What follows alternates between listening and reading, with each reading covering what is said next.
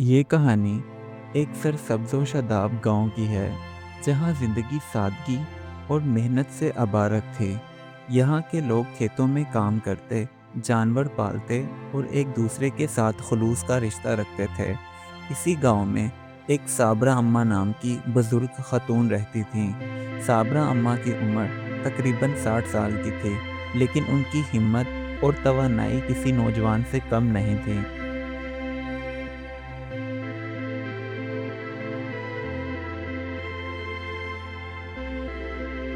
वो हर रोज़ सुबह अज़ान से पहले जाग जाती, वज़ू करके नमाज अदा करती और फिर अपनी सब्ज़ी के बगीचे का रुख करती।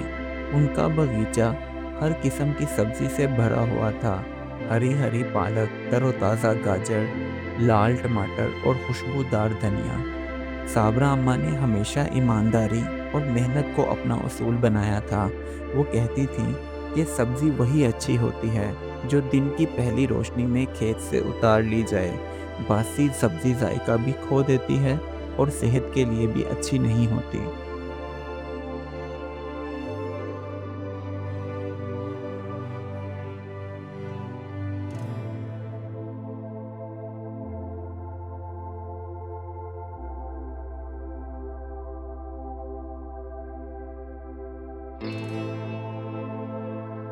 साबरा अम्मा जब बाजार पहुंचती तो लोग उनका इंतज़ार कर रहे होते। उनकी सब्ज़ी की खुशबू ही अलग होती थी। साबरा अम्मा की सब्ज़ी हमेशा ताज़ा होती, ये जुमला पूरे बाज़ार में मशहूर था। लेकिन बाज़ार में एक और दुकानदार था, जिसका नाम रफ़ीक था। रफ़ीक ज़्यादा पैसे कमाने के चक्कर में बेईमानी पर उतर आया था। वो रात की बची हुई सब्जियों पर पानी छिड़क कर उन्हें ताज़ा ज़ाहिर करता और ग्राहकों को धोखा देता।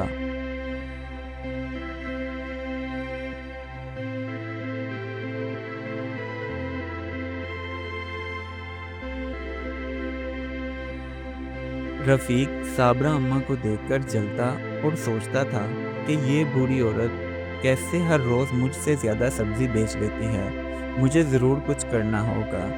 एक दिन रफ़ीक ने मनसूबा बनाया कि वो साबरा अम्मा के ग्राहकों को अपनी तरफ मुतवज्जा करेगा। उसने अपनी बासी सब्जियों पर पानी छिड़क कर आवाज़ लगाई, ये सब्ज़ी भी उतनी ही ताज़ा है जितनी साबरा अम्मा की, और मैं दे भी आधी कीमत पर रहा हूँ। कुछ लोगों ने सस्ती सब्ज़ी के लालच में रफ़ीक से ख़रीदारी कर ली। साबरा अम्मा खामोशी से सब देख रही थी।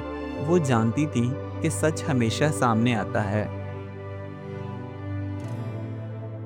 शाम होते ही जिन लोगों ने रफ़ीक से सब्ज़ी खरीदी थी, वो परेशान हो गए।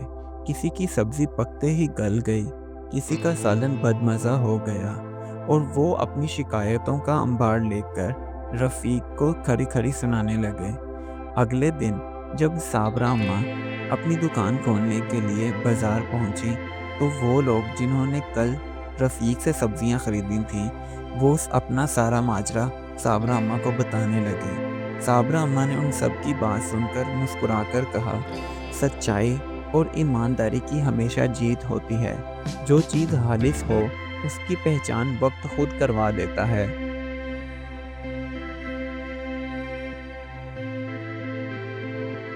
रफ़ीक की असलियत अब सबके सामने आ चुकी थी। वो शर्मिंदा हालत में नज़रें झुकाए साबरा अम्मा और बाकी सब लोगों के सामने खड़ा था। उसने सबसे माफ़ी मांगी और वादा किया कि अब वो भी हमेशा ताज़ा सब्ज़ी बेचेगा।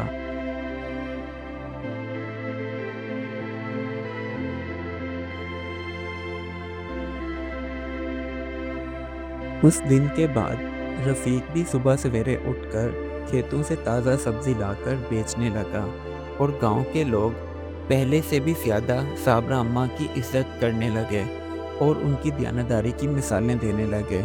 इस कहानी से हमें यह सबक मिलता है कि ईमानदारी और मेहनत का सिला हमेशा अच्छा होता है, और जो चीज़ खालिस हो, उसकी पहचान खुद ब खुद हो जाती है।